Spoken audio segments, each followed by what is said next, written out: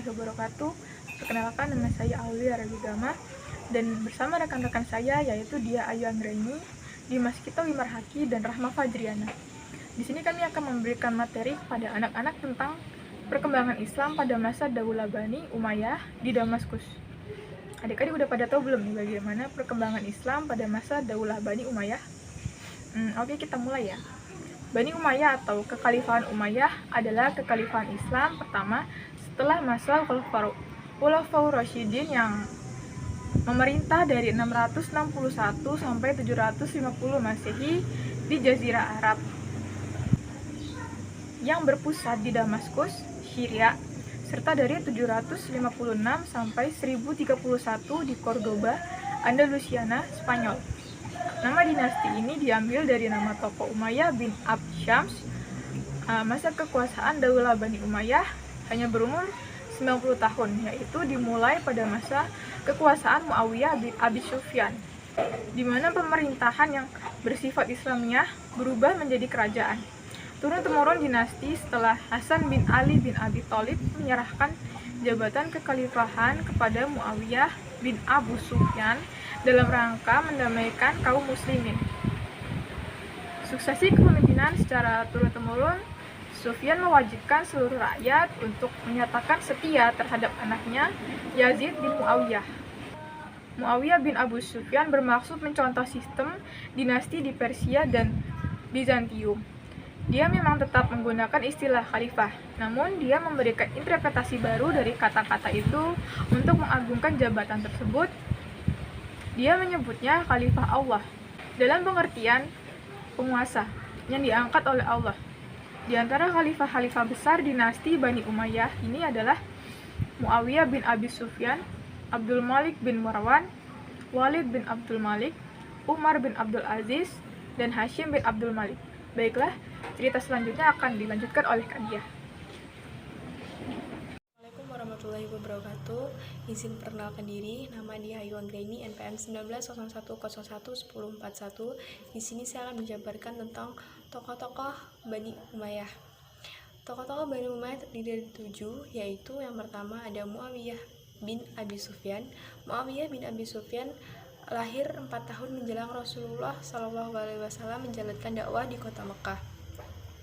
Sebagai sahabat yang merupakan salah satu penulis Al-Quran, pada masa Khulafaur Rasyidin, beliau diangkat menjadi salah seorang panglima perang di bawah komando utama Abu Ubaidah bin Jarrah untuk menaklukkan Palestina, Syria atau Surah, dan Mesir dari tangan Imperium Romawi Timur. Muawiyah dinobatkan sebagai khalifah di Ilya, Yerusalem pada 40 Hijriah atau 660 Masehi. Dengan penobatannya itu, ibu kota provinsi Suriah, Damaskus, merubah menjadi ibu kota kerajaan Islam. Muawiyah memiliki kekuasaan yang terbatas karena beberapa wilayah Islam tidak mengaku kekhalifahannya. Selama proses arbitrase berlangsung, Amr bin Al-As, tangan kanan Al-Muawiyah, telah merebut Mesir dari tangan penduduk khalifah Ali bin Abi Thalib. Meski dengan demikian, para penduduk di wilayah Irak mengangkat Hasan, putra tertua Khalifah Ali bin Abi Thalib, sebagai penerus yang sah. Yang kedua, Yazid bin Muawiyah. Yazid bin Muawiyah bergelar Yazid I, ialah khalifah kedua Bani Umayyah dan pengganti ayahnya Muawiyah. Ketika Yazid bin Muawiyah naik tahta, sejumlah tokoh terkemuka di Madinah tidak mau menyatakan setia kepadanya. Yazid bin Muawiyah kemudian mengirim surat kepada gubernur Madinah memintanya untuk memaksa penduduk mengambil sumpah setia kepadanya. Dengan cara ini, semua orang terpaksa tunduk kecuali Husain bin Ali bin Abi Thalib dan Abdullah bin Zubair bin Awam. Bersamaan dengan hal itu, kaum Syurayah Suriah atau pengikut Abdullah bin Sabah al-Yahudi melakukan konsolidasi atau penggabungan kekuatan kembali dan menghasut Husain melakukan perlawanan. Husain sendiri juga dibaiat sebagai khalifah di Madinah pada tahun 680 Masehi. Yazid bin Muawiyah mengirim pasukan untuk memaksanya setia pada pemerintahan dinasti Umayyah, sehingga terjadi pertempuran yang tidak seimbang yang kemudian hari itu terkenal dengan pertempuran Karbala. Yang ketiga, Abdul Malik bin Marwan bin Hakam. Abdul Malik bin Al-Marwan adalah salah satu khalifah kelima dari Bani Umayyah, menggantikan Khalifah Marwan bin Hakam pada 692 Masehi. Selama masa pemerintahannya, ia membebaskan banyak kota seperti kota Romawi, Afrika Utara, dan Turkistan. Pada masa pemerintahannya, ia membangun panti-panti untuk orang cacat, membangun jalan raya yang membangunkan suatu daerah dengan daerah lainnya, pabrik-pabrik, gedung-gedung pemerintahan, dan masjid yang sangat megah. Pengubahan mata uang Bizantium dan Persia yang dipakai di daerah-daerah dan kekuasaan Islam. Untuk itu, dia mencetak uang tersendiri dengan memakai kata-kata dan tulisan Arab. Tahun 705 Masehi ia digantikan oleh anaknya, Al-Walid bin Abdul Malik.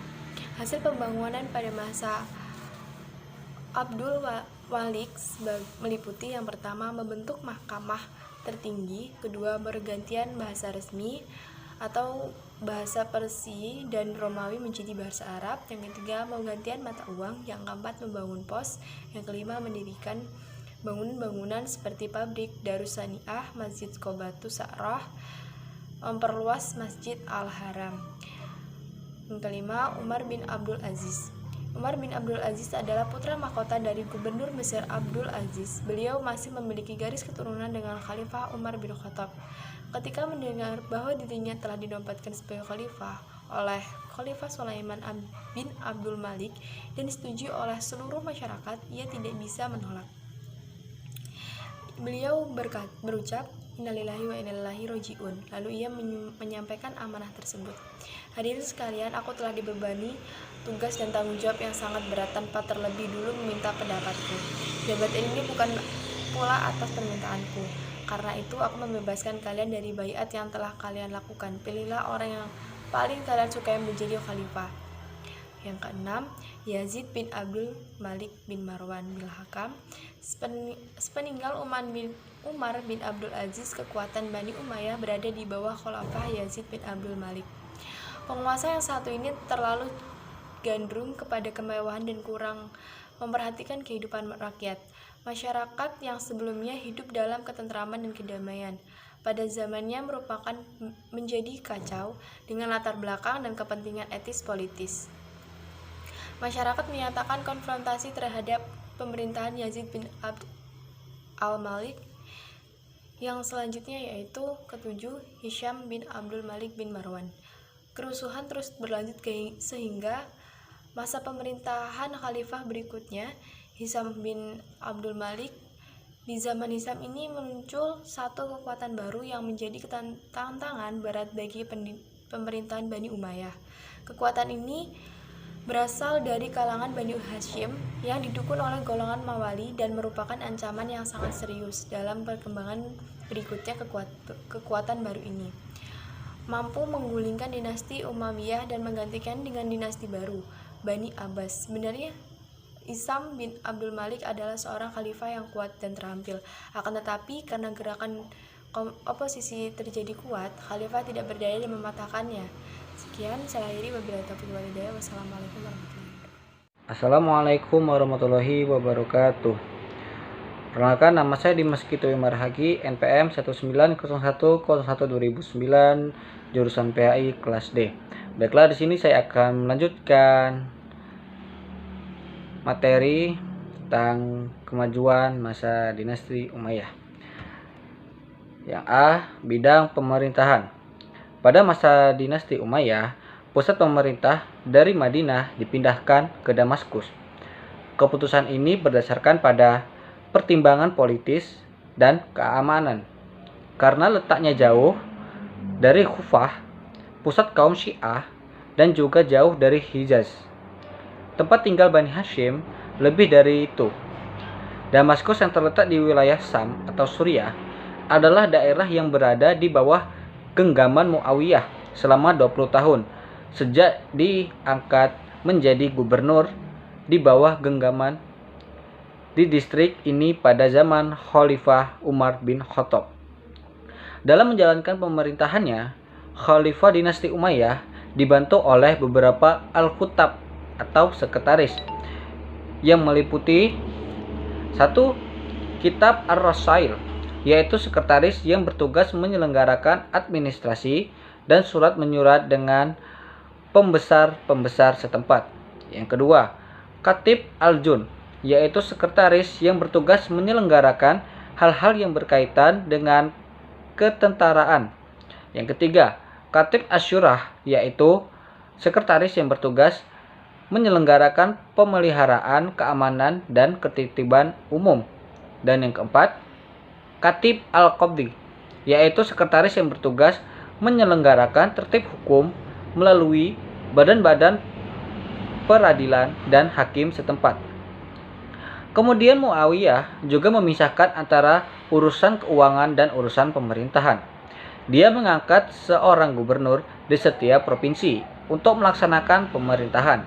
Akan tetapi, untuk memungut pajak, masing-masing provinsi diangkat seorang penjabat khusus dengan gelar Syahib al-Horatz. Pejabat ini terikat dengan gubernur dan diangkat oleh khalifah. Dalam masalah keuangan, gubernur harus menggantungkan dirinya pada Syahib al-Horatz. Dan hal ini membatasi kekuasaannya. Demikianlah Muawiyah mengembangkan keadaan yang teratur dari kekacauan. Yang B, bidang hukum. Pada bidang pelaksanaan hukum, dinasti Umayyah membentuk suatu lembaga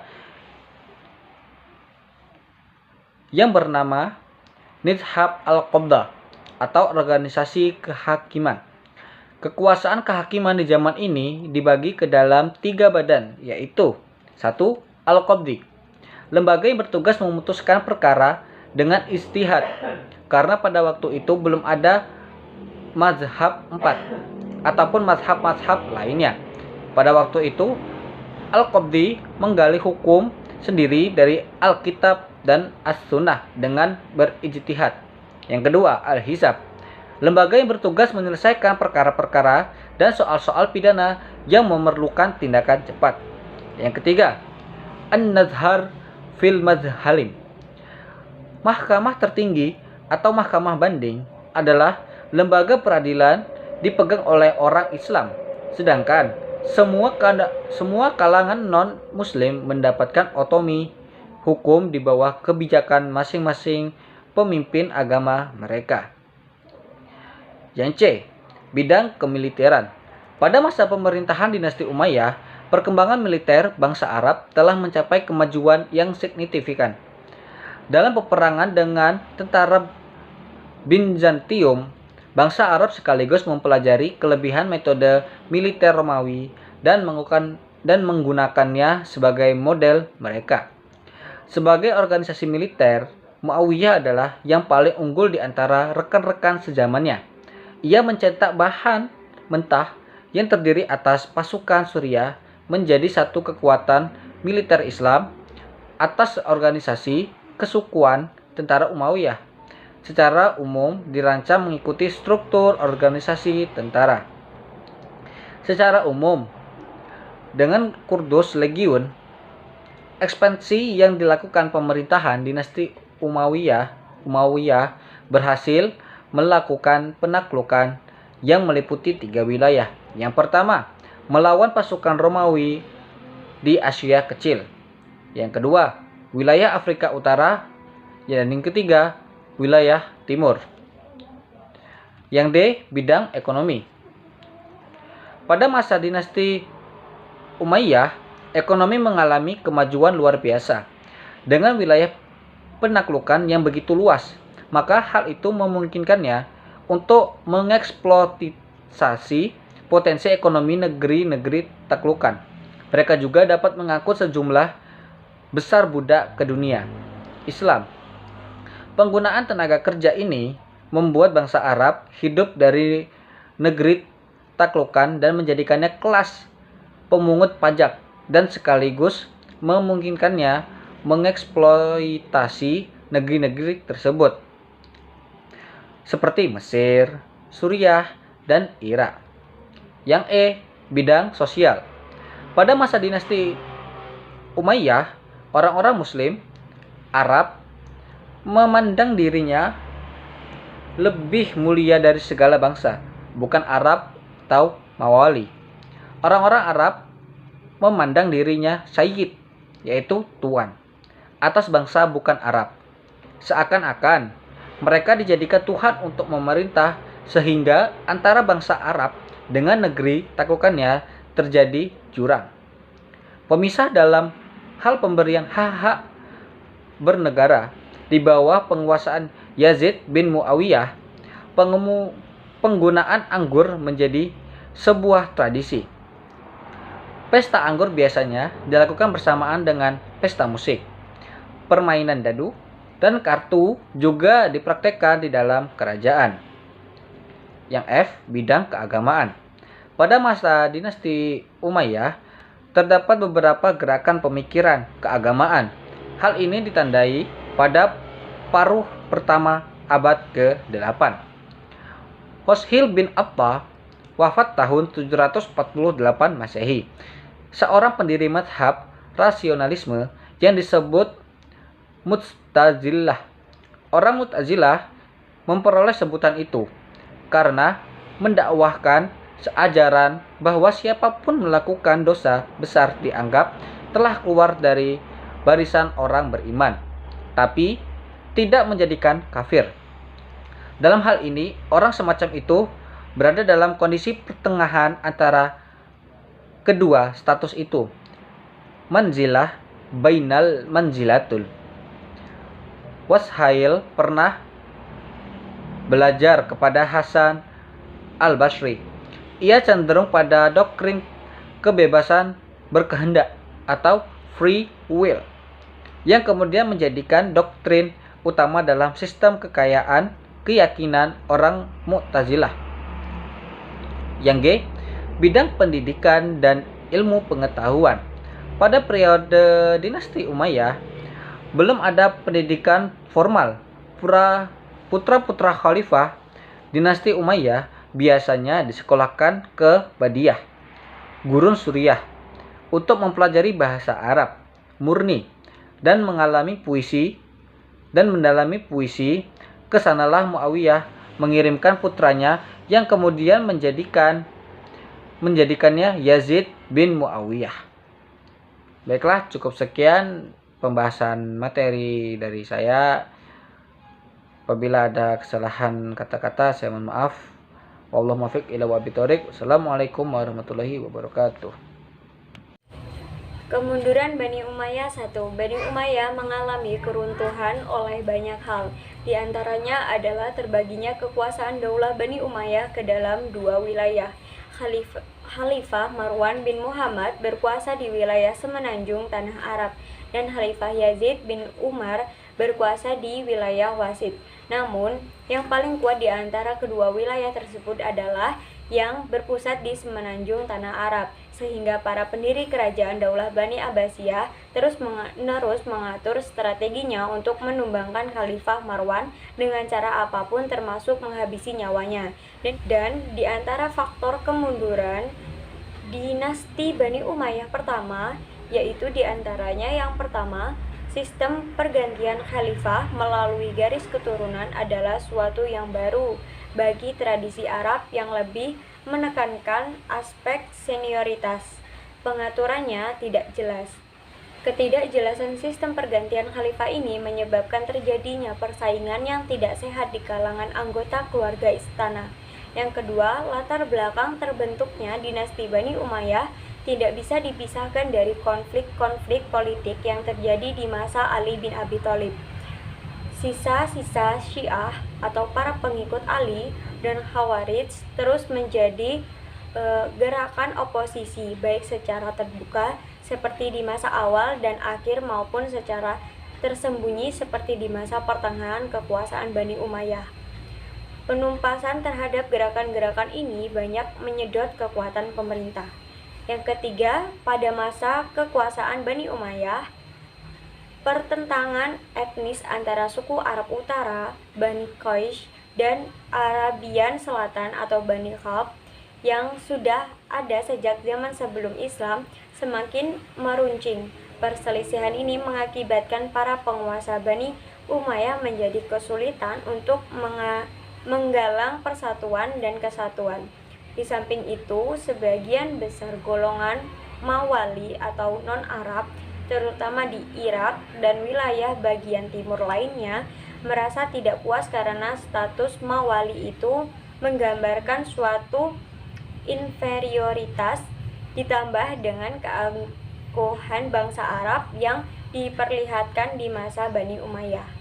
Yang keempat, melemahnya pemerintahan Daulah Bani Umayyah juga disebabkan sikap hidup mewah di lingkungan istana, sehingga anak-anak khalifah tidak sanggup memikul beban berat kenegaraan tak kala mereka mewarisi kekuasaan. Di samping itu, golongan agama banyak yang kecewa karena pergantian penguasaan terhadap perkembangan agama sangat kurang. Yang kelima, penyebab langsung tergulingnya kekuasaan dinasti Bani Umayyah adalah munculnya kekuatan baru yang dipelopori oleh keturunan Al-Abbas bin Abdul Muthalib. Gerakan ini mendapat dukungan penuh dari Bani Hashim dan golongan Syiah dan kaum Mawali yang merasa dikelas duakan.